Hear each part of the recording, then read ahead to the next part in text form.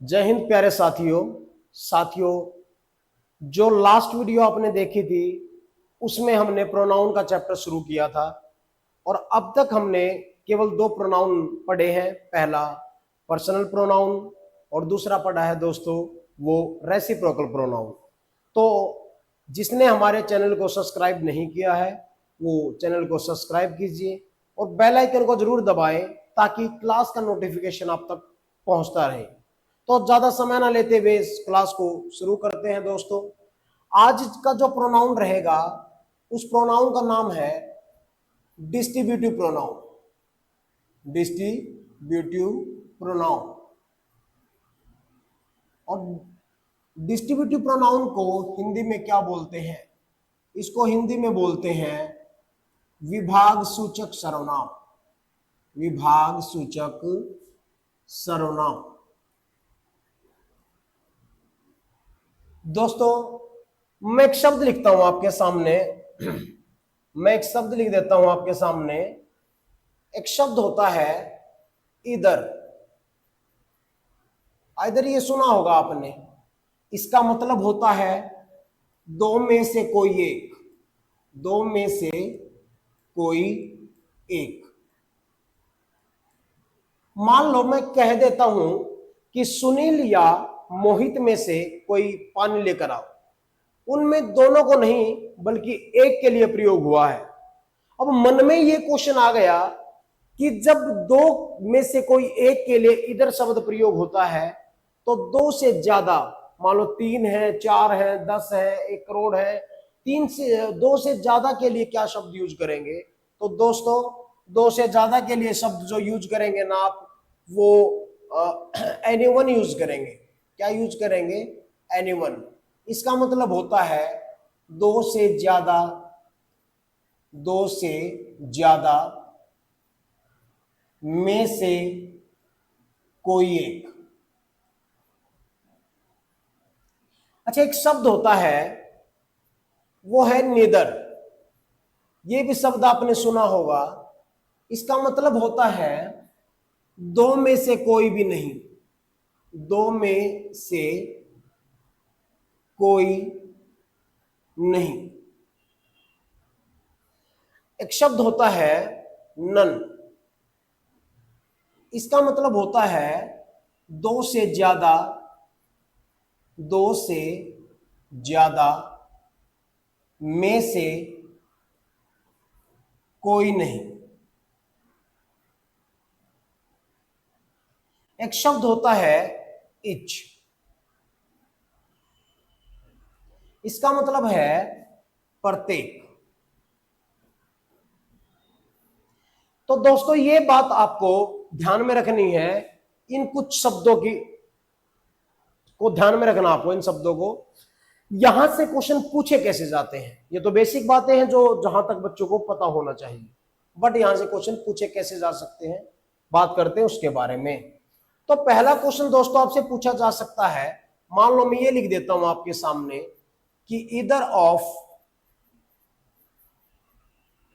3 friends, either of 3 friends has bought a new car, has bought a new car। और आपसे पूछ लिया जाए इसमें एरर बताइए आप मुझे, इसमें एरर बताइए। तो इसका एरर जो है दोस्तों वो कहां पर रहेगा? इसका जो एरर है वो ए पार्ट में रहेगा। इसका कारण क्या है? अच्छा एक बात बताओ, अभी अभी कुछ समय पहले आपको बताया है कि इधर का प्रयोग दो में से किसी एक के लिए होता है। लेकिन यहां पर आपने देखा यहां फ्रेंड कितने हैं? यहां फ्रेंड है 3 और 3 में से किसी एक के लिए आप इधर का प्रयोग नहीं करते हैं, एनीवन का प्रयोग करते हैं। तो यहां पर इधर का प्रयोग नहीं होगा, यहां पर प्रयोग क्या होगा? एनीवन का प्रयोग होगा। पहला क्वेश्चन तो ऐसे पूछा जा सकता है। अच्छा दूसरा क्वेश्चन कैसे पूछा जा सकता है? मान लो आपके एग्जाम में ये क्वेश्चन आ जाए कि either of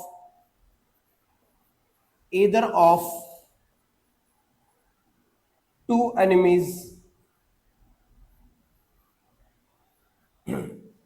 is fighting in the street, in the street. मान लो दोस्तों ये क्वेश्चन आ गया आपके सामने।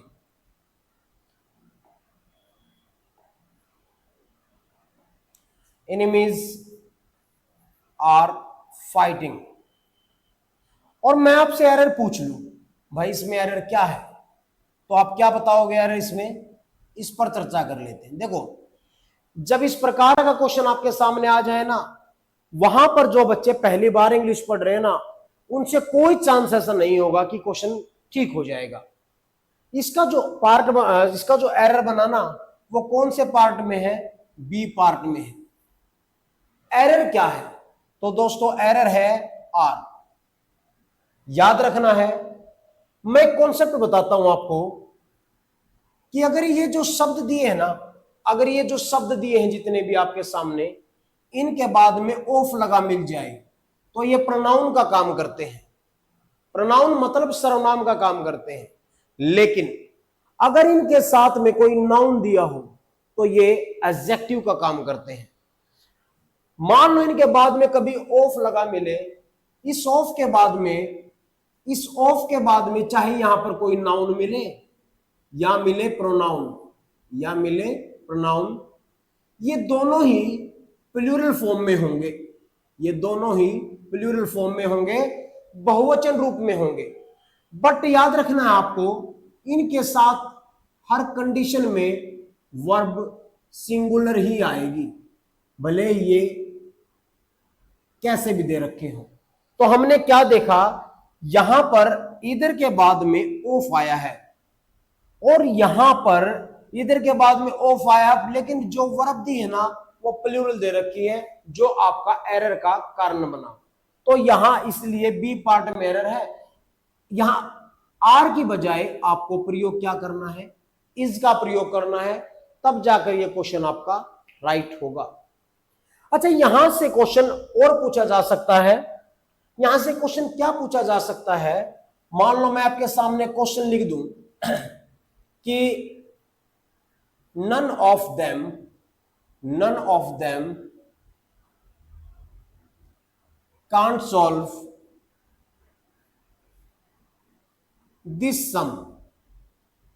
अगर ये क्वेश्चन आपके एग्जाम में आ जाता है और आपसे पूछ लिया जाए इसमें कोई एरर है क्या, तो इसका एरर है बताना बड़ा आसान होगा।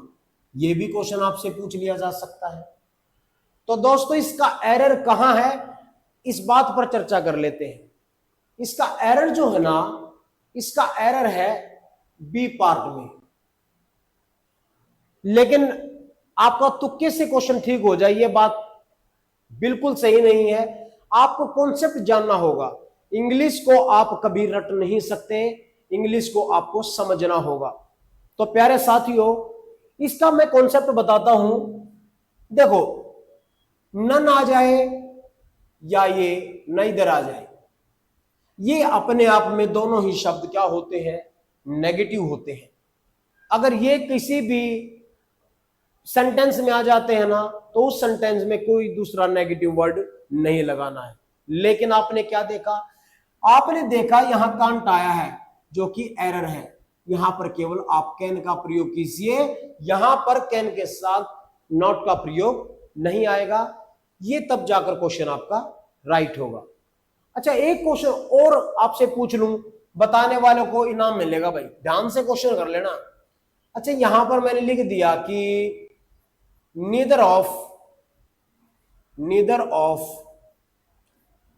two students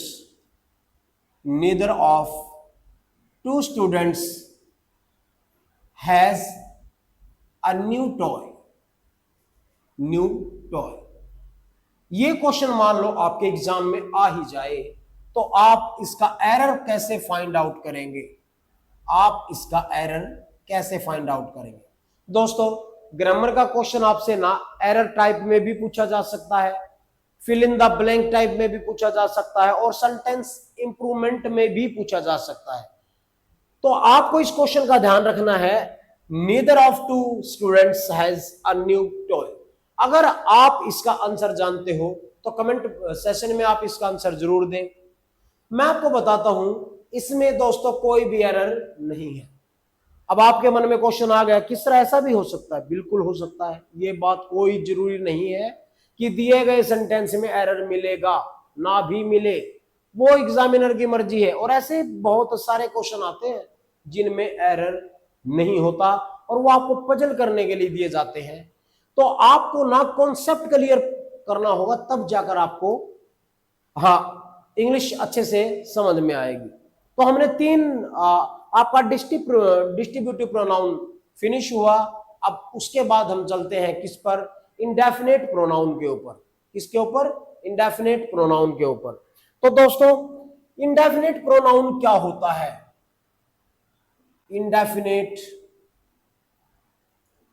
इंडेफिनेट प्रोनाउन क्या होता है?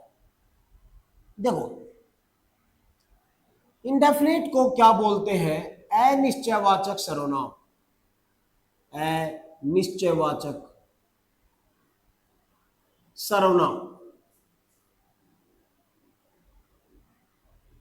अच्छा एक बात बताओ, जिसका नाम ही इंडेफिनेट है, जिसका नाम ही क्या है? इंडेफिनेट है, तो वहां डेफिनेट की तो कोई बात ही नहीं होगी। मैं कुछ शब्द आपके सामने लिख देता हूं, जैसे somebody है, anybody है, nobody है, या फिर everybody है। दोस्तों आपको एक बात ध्यान में रखनी है, ये बड़ी शब्द जिसके साथ भी लगा मिले ना, तो ये मान लेना ये शब्द इंसान के लिए प्रयोग हुए हैं। या फिर मैं लिख दूं यहां समवन, एनीवन, नो वन या एवरीवन। और ये वन भी जिसके साथ लगा मिले तो समझ लेना वो इंसान के लिए प्रयोग हुआ है।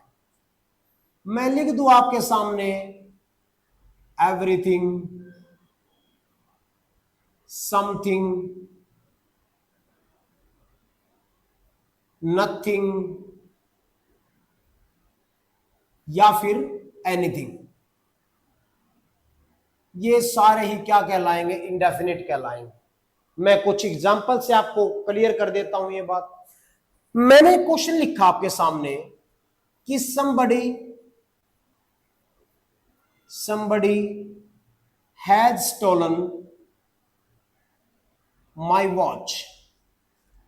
somebody has stolen my watch।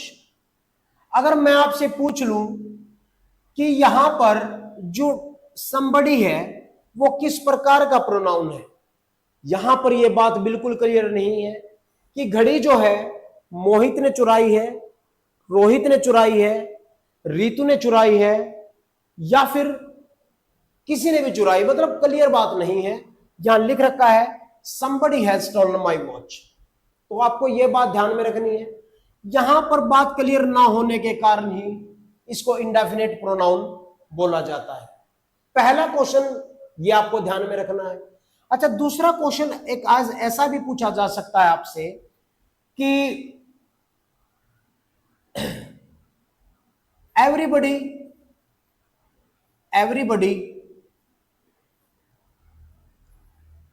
Going to watch the movie. मान लो दोस्तों आपके एग्जाम में ये क्वेश्चन आ जाता है, तो आप इसमें फिल इन द ब्लैंक भरेंगे और आपके पास ऑप्शन के रूप में दिए हैं इज एम आर। तो यहां पर आप क्या यूज करेंगे? मैं आपको यह बात बता दूं, अगर ये शब्द आपको कहीं पर भी दिखाई दे जाए, चाहे ये शब्द है चाहे ये शब्द है, तो ये हमेशा सिंगुलर रहते हैं, ये हमेशा सिंगुलर रहते हैं। और इनके साथ आने वाली वर्ब भी क्या होगी? सिंगुलर होगी। ये बात मैंने आपको सब्जेक्ट वर्ब एग्रीमेंट में बता दी थी। तो प्यारे साथियों, अगर ये क्वेश्चन आ गया, आपने क्या देखा? एवरीबडी आया है और एवरीबडी तो क्या है? सिंगुलर है, और सिंगुलर है तो इसके साथ वर्ब कैसी आएगी? इसके साथ कैसी आएगी? सिंगुलर वर्ब आएगी। और यहां क्या लगा दोगे आप? इज लगा दोगे। ये इस प्रकार का क्वेश्चन भी आपसे पूछा जा सकता है। अगर मैं ये बात कहूं आपको, अगर ये बात कहूं कि क्वेश्चन अगर ऐसा आ जाए, क्वेश्चन अगर ऐसा आ जाए, मैंने कहा कि नोबडी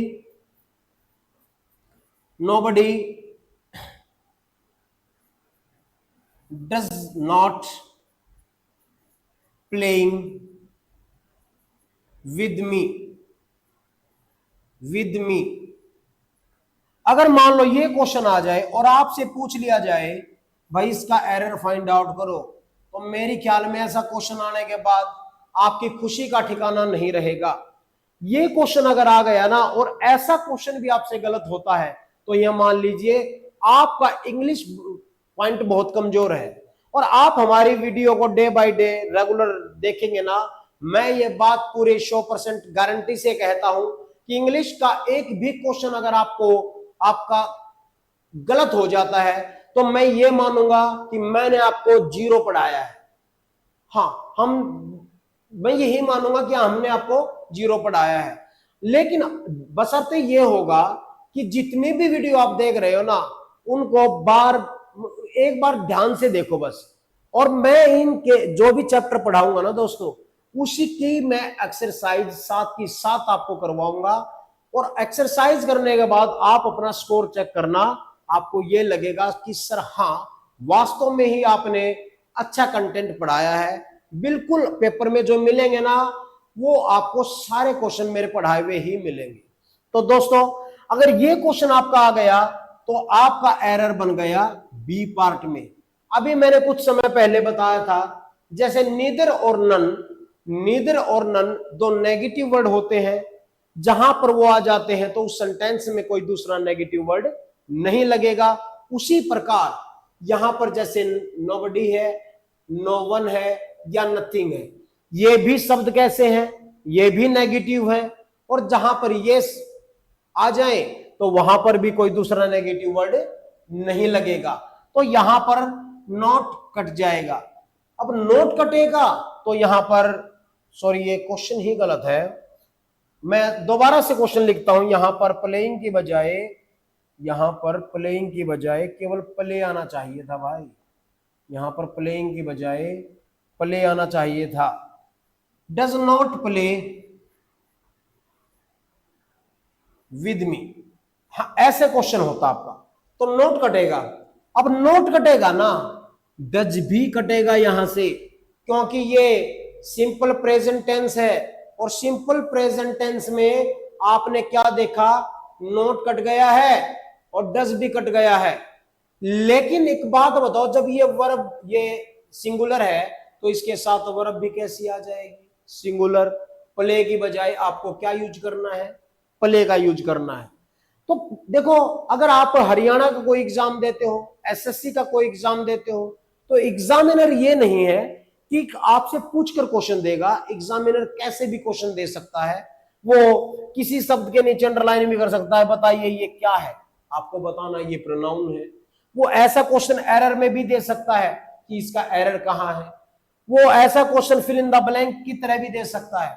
तो आपको मेरे ख्याल में हर तरह से तैयार रहना चाहिए, क्योंकि जीवन में एग्जाम देने का मौका बार बार नहीं मिलता। वो बड़ा खुश नसीब दिन होता है दोस्तों, जिस दिन आपका एग्जाम होता है।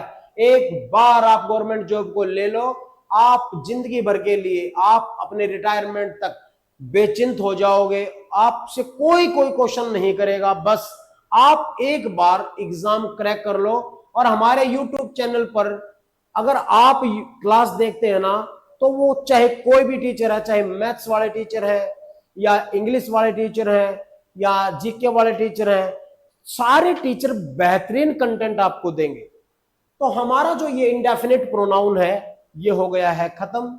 अब दोस्तों अगला प्रोनाउन हम पढ़ लेते हैं, और अगले प्रोनाउन का नाम क्या होगा, अगले प्रोनाउन का नाम होगा रिफ्लेक्सिव प्रोनाउन। रिफ्लेक्सिव प्रोनाउन, देखो जो रिफ्लेक्सिव प्रोनाउन है ना, इसको क्या बोलते हो आप, इसको हिंदी में बोलेंगे जी निजवाचक सर्वनाम। निजवाचक सर्वनाम। अब देखो, जो निजवाचक सर्वनाम आपने हिंदी में भी पढ़ा होगा, स्वयं, खुद के लिए, जैसे मैं अपना काम स्वयं कर लूंगा। जहां पर कोई भी काम होना उसका असर कर्ता पर यानी उद्देश्य पर ही पड़े उसे निजवाचक सर्वनाम कहते हैं। और इंग्लिश में इसकी एक पहचान बताता हूं मैं। इंग्लिश में जैसे कुछ ऐसे शब्द देखने को मिलेंगे, जैसे आई है, आई का रिफ्लेक्सिव प्रोनाउन होगा माई सेल्फ। वी है, वी का रिफ्लेक्सिव प्रोनाउन होगा आवर सेल्व्स। यू का रिफ्लेक्सिव प्रोनाउन होगा योर सेल्फ भी होता है और योर सेल्व्स भी होता है। दोस्तों, जो सेल्फ होता है ना वो सिंगुलर के लिए होता है और सेल्फ होता है प्लूरल के लिए। और आपको पता है यू का प्रयोग हम सिंगुलर के लिए भी करते हैं और यू का प्रयोग हम प्लूरल के लिए भी करते हैं, बट हर कंडीशन में यू के साथ आपको क्या लगाना है, वर्ब लगेगी प्लूरल। तो यहां पर ही का प्रोनाउन क्या होगा, रिफ्लेक्सिव, हिमसेल्फ होगा। अच्छा, सी अगर आ जाए तो सी का रिफ्लेक्सिव प्रोनाउन हर सेल्फ होता है। इट का रिफ्लेक्सिव प्रोनाउन इट सेल्फ होता है और दे का रिफ्लेक्सिव प्रोनाउन देमसेल्व्स होता है, देमसेल्व्स होता है। और दोस्तों, वन का रिफ्लेक्सिव प्रोनाउन वन सेल्फ होता है।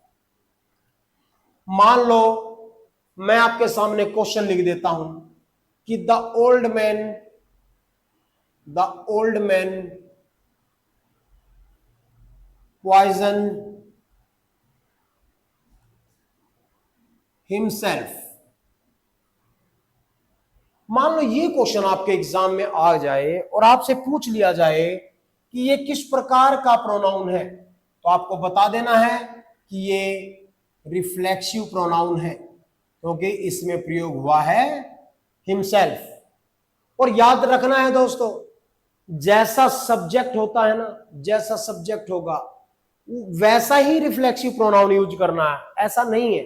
मान लो यहां पर ओल्ड मैन की बजाय आई होता तो आप reflexive pronoun my self use करते, यहां पर वी होता तो आवर सेल्फ यूज करते। आपका रिफ्लेक्सिव प्रोनाउन डिपेंड करेगा सब्जेक्ट के ऊपर। तो इससे क्वेश्चन आपसे कैसे पूछा जा सकता है, मैं आपको केवल 3 ही पॉइंट इसके बताऊंगा और 3 पॉइंट के बाद आपके मन में इसके प्रति कोई डाउट नहीं रहेगा। तो पहला पॉइंट क्या होगा दोस्तों, पहला पॉइंट क्या होगा, मैं एक क्वेश्चन आपके सामने लिखता हूं। बाय चांस अगर कोई आपको कहता है ना कि आप अपना इंट्रोडक्शन दीजिए, तो आप क्या कहते हैं, आप सबसे पहले लिखते हैं कि माई सेल्फ। जैसे मैं मान लो अपना ही इंट्रोडक्शन देता हूं, मैंने लिखा कि myself Naveen Saroha, myself Naveen Saroha from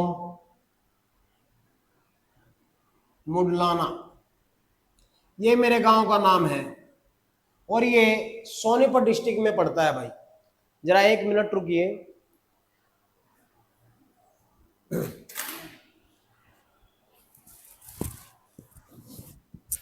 गर्मी बहुत है भैया। अच्छा, एक बात बताओ, अगर ये क्वेश्चन मान लो आपके एग्जाम में आ जाता है तो इस आपसे एरर पूछ लिया जाए, आपसे पूछ लिया जाए एरर, तो आप मुझे बताओ दो क्या इसका एरर का कौन से पार्ट में है। देखो दोस्तों, आप ना जब स्पोकन करते हैं ना, स्पोकन अलग चीज होती है, इंग्लिश ग्रामर अलग चीज होती है। ग्रामर का मतलब तो क्या होता है, आपका स्पोकन भी बिल्कुल प्योर होना चाहिए और आपका रिटन फॉर्म भी बिल्कुल प्योर होना चाहिए। हाँ, स्पोकन में क्या होता है, अपनी बात को समझाना होता है दूसरों को, और अक्सर हमें स्कूल में यही सिखाया जाता था, माई सेल्फ ऐसे। बट ग्रामर की दृष्टि से ये बिल्कुल गलत है। आपका जो एरर बनाना वो ए पार्ट में ही बना। कभी भी आप इसका सॉल्यूशन याद रखें, आप इसका लॉजिक याद रखें, आप इसका कॉन्सेप्ट याद रखें। आपको याद रखना है, कभी भी जो सेंटेंस होता है ना, सेंटेंस होता है, सेंटेंस के शुरू में रिफ्लेक्सिव प्रोनाउन नहीं आएगा। सेंटेंस के शुरू में रिफ्लेक्सिव प्रोनाउन कभी यूज नहीं होगा। तो फिर सर मान लो इस क्वेश्चन को ठीक करना हो तो क्या करें, आप करोगे क्या, इस रिफ्लेक्सिव प्रोनाउन को यहीं से फिनिश कर दो और इसकी जगह पर लगाओ आई एम। तो ये क्वेश्चन राइट ऐसे होगा, I am Naveen Saroha from मुडलाना।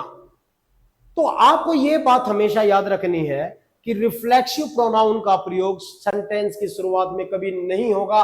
अगर आपको ऐसा क्वेश्चन मिल जाए तो आपका उसी पार्ट में एरर होगा। अगला क्वेश्चन आपसे क्या पूछा जा सकता है, अगला क्वेश्चन पूछा जा सकता है, मान लो मैं ये कह दूं आपको कि you should avail of this opportunity. देखो मान लो दोस्तों ये क्वेश्चन आपके एग्जाम में आ जाता है और आपसे पूछ लिया जाए एरर कौन से पार्ट में होगा।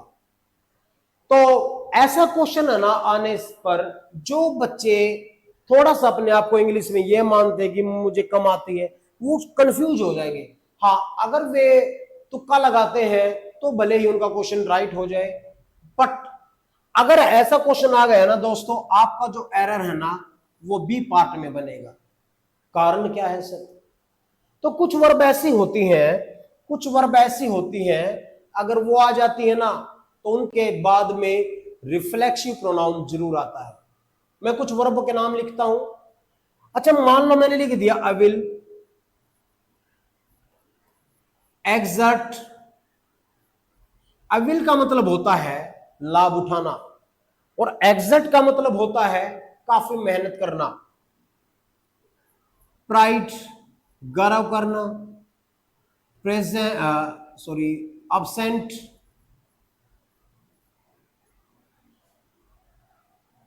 amuse, resign,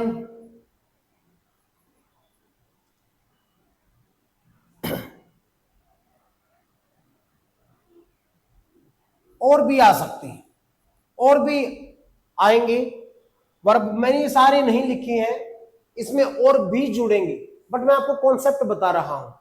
जब आप किसी बुक से तैयारी करते हैं ना तो दोस्तों उसमें सारा कुछ लिखा होता है। याद रखना अगर आपको सिलेक्शन चाहिए ना आपको बुक्स जरूर पढ़नी पड़ेंगी, क्योंकि बुक्स से ना, बुक से ऊपर कुछ नहीं होता। हम पढ़ाते हैं वो भी बुक से ही पढ़ाते हैं। अगर कोई यूट्यूब वाला कहता नहीं कि केवल मेरी वीडियो से आपका सिलेक्शन होता तो वो आपको झूठी उम्मीदें दिखा रहा है। सच्चाई भले ही बोल दो आप, कड़वी होती है सुनने में, लेकिन सच्चाई सच्चाई होती है।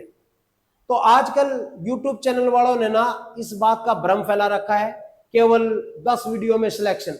ये बात बिल्कुल झूठ है और आप इस प्रकार के अफवाहों में ना आए। तो दोस्तों इसका जो है, और एक शब्द है इंजॉय, एक शब्द है इंजॉय, इसके ऊपर हम स्पेशल बात करेंगे। अब यहां पर क्या देखा आपने, ये कुछ ऐसी वर्ब है जो अगर ये सेंटेंस में आ जाती है ना तो इनके बाद आपको रिफ्लेक्सिव प्रोनाउन लगाना ही पड़ेगा। यहां क्वेश्चन कहता है यू शुड अविल। अब आपने देखा अविल आया है लेकिन रिफ्लेक्सिव प्रोनाउन नहीं है, तो इसका बी पार्ट में एरर बन गया। अब एरर क्या बन गया, इसमें रिफ्लेक्सिव प्रोनाउन आएगा, लेकिन कौन सा आएगा वो डिपेंड करेगा सब्जेक्ट। अब सब्जेक्ट आया है यू, तो यहां पर क्या लगा सकते हो आप, योर। अगर बात एक की है तो योर सेल्फ, अगर बात ज्यादा की है तो योर सेल्फ का प्रयोग कीजिए बस। मैं एक क्वेश्चन और लिख दूं कि the students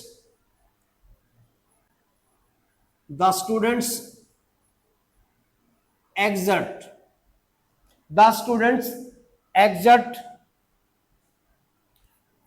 to clear the examination. The students exert to clear the examination। अगर भैया ऐसा क्वेश्चन आपके एग्जाम में आ गया तो फिर क्या करेंगे आप? बिल्कुल सर इसमें भी हम एरर बता देंगे, क्योंकि हमने पकड़ लिया एग्जर्ट को। अभी अभी आप इन्हें बताया है, अगर ये वर्ब किसी सेंटेंस में आ जाती हैं तो आपको इनके साथ रिफ्लेक्सिव प्रोनाउन लगाना पड़ेगा, और एग्जर्ट के बाद रिफ्लेक्सिव प्रोनाउन नहीं है तो द स्टूडेंट एग्जर्ट। अब यहां पर स्टूडेंट्स ज्यादा हैं, अगर यहां एक होता, लड़का होता तो ही का प्रयोग करते, लड़की होती तो शी का प्रयोग करते, लेकिन ये सिंगुलर है और सिंगुलर के लिए ही या सी, लेकिन प्लूरल के लिए आप क्या प्रयोग करोगे, दे। अब जब यहां दे है तो इसका रिफ्लेक्सिव प्रोनाउन बनेगा देमसेल्व्स। क्या बनेगा, तो यहां पर देमसेल्व्स का यूज कीजिए, तब जाकर आपका क्वेश्चन राइट होगा। उम्मीद करता हूं जो बच्चा ध्यान से पढ़ रहा होगा ना उसका क्वेश्चन गलत नहीं होगा। अच्छा, इसमें ना क्वेश्चन एक टाइप और बचती है। अच्छा, इसमें एक टाइप क्या बचती है दोस्तों, देखो कुछ मैं क्वेश्चन लिख देता हूं कि he hide himself in a corner.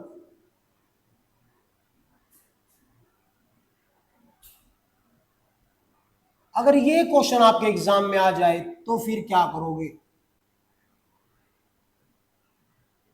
देखो मान लिया ये क्वेश्चन आपके एग्जाम में आ गया ना तो काफी बच्चों से ये गलत होने के चांसेस हो जाएंगे। तो प्यारे साथियों, लेकिन मैं बता रहा हूं आपको कि अगर प्रोनाउन आपने हमारी पूरी क्लास देख ली तो मैं ये बात लिख कर दे सकता हूं कि प्रोनाउन से क्वेश्चन गलत नहीं होगा, और प्रोनाउन का पूरा चैप्टर पढ़ाने के बाद मैं इसकी एक्सरसाइज भी करवाऊंगा और आपको सारे कॉन्सेप्ट बताऊंगा।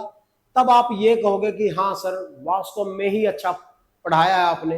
याद रखें आप, he hide himself in a corner, ये आर है, अभी आप इसको एम समझ जाओ, आर है ये कॉर्नर। कॉर्नर का मतलब होता है कोना, हाइड का मतलब होता है छुपाना। याद रखें, कुछ वर्ब ऐसी होती हैं अगर वो किसी सेंटेंस में आ जाए ना तो आप उसके साथ क्या यूज नहीं कर सकते, रिफ्लेक्सिव प्रोनाउन। कौन कौन सी होंगी, जैसे कीप है, कीप का मतलब होता है रखना, हाइड का मतलब छिपना या छुपाना, बात,